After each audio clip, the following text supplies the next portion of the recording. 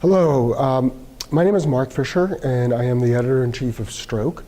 I am coming to the end of my first 5-year term in July, and will continue on for another 5 years. So I would like to provide a brief overview of what is happening at the Journal. Today is a particularly exciting day in the stroke field as 3 endovascular trials are being presented that are positive and will have a substantial impact on the stroke field. What we are planning to do at the Journal is to have a number of articles that will comment and analyze the results of these trials for our readers, as well as discuss how they're going to impact on the organization and delivery of acute stroke care.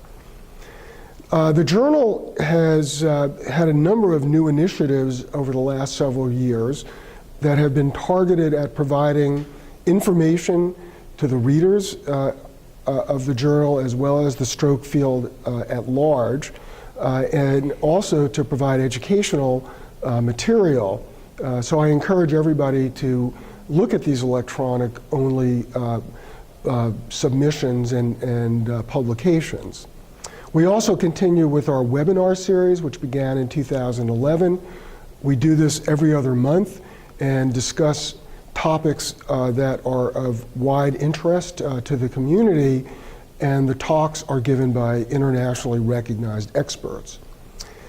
I also should mention that when my second term begins in July, that we will have a substantial turnover on the editorial board and the other masthead groups.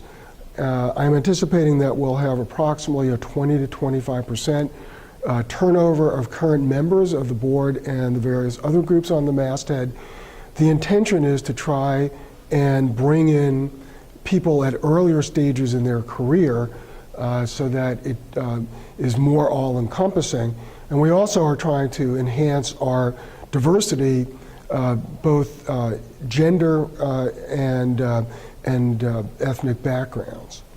Another important issue that relates to the Journal is the impact of the Journal. I'm sure many of the readers are familiar with the impact factor, which has been relatively static over the past 5 years. But the impact factor is really not a great measure of the actual impact of a journal. For example, even though our impact factor is okay at a little over 6, when you look at another metric, such as the total number of citations, we actually are number 2 out of 194 clinical neurology journals, and number 2 among 65 peripheral vascular disease journals. So what that means is that we have a tremendously large number of citations of the articles that are published in Stroke, which is the numerator in the calculation of the impact factor. The impact factor is not going up much because we publish a lot of papers reflecting the burgeoning productivity of researchers in the stroke field. I think something that's not known to many people is the very large number of electronic accesses of the Journal, either the table of contents, the abstracts of articles, full article downloads, or PDFs. And in 2014, we had over 18 million of these accesses during the year, of which almost half were either full article downloads or PDF files. This is an increase of almost 2 million from 2013.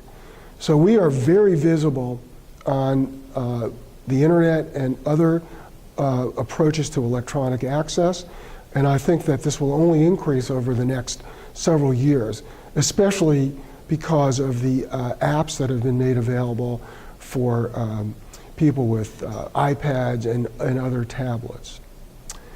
Thank you for the opportunity to make you aware of what is happening at Stroke, and I look forward to serving the stroke community, the readers and the contributors over the next 5 years as I begin my second term in July.